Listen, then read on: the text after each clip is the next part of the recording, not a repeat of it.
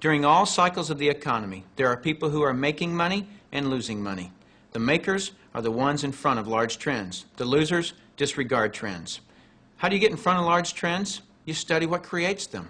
Without any hesitation, in today's society, it's the baby boom generation that creates the largest trends. The baby boomers are a group of babies born between 1946 and 1964. There were 76 million of them born in the United States, a billion of them worldwide. Why is this group so talked about? They're 1/3 of the U.S. population and control 65% of all the money. I've likened the magnitude of all those babies to a basketball moving through a garden hose. They reshape every industry they go through. See, if you can predict where this basketball is going down the garden hose, you possess the ability to make fortunes. I want to give you some historical examples of the obvious buying patterns of these boomers. It started with a company called Gerber back in 1940, who were barely known.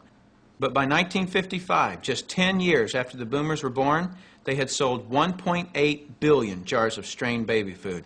As the boomers took their first steps, it was Buster Brown and Kenny Shoes. When the boomers went out to play, Mattel and Hasbro got rich providing toys to this young group. In 1957, we built more elementary schools in the U.S. in 1 year just to handle the overflow than we did in any 12-year period before or after. As the boomers went through their teens, Dairy Queen and McDonald's, Kentucky Fried Chicken became billion-dollar companies feeding the boomers. When the boomers moved through their 20s and 30s, which was in the mid-70s, what was the industry to be in? Real estate. Why? Because the boomers had heard from their parents one time too many, as long as you're living under my roof, you'll do as I say. So they wanted their own roof, which created a 15-year real estate boom. And people are still talking today about that great time frame to be in real estate. Then what happened to the real estate market in the late 80s? It began its decline. Why? The basketball had moved through the real estate industry. Another example of this is the U.S. stock market.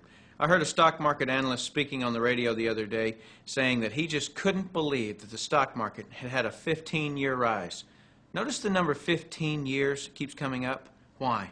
Because the baby boomers were born between 1946 and 1964. And so 18 years separates the front edge from the back edge, a very important number for you.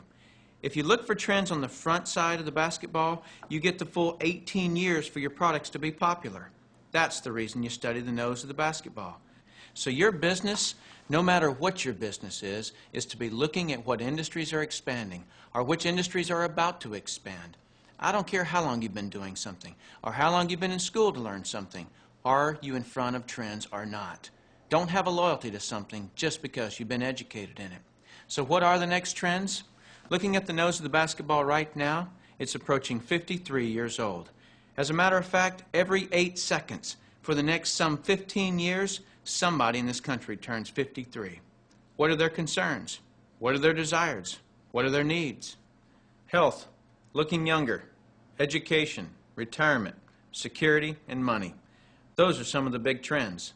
So if you want to be brilliantly compensated, you must focus on industries and companies that have positioned themselves in front of these trends.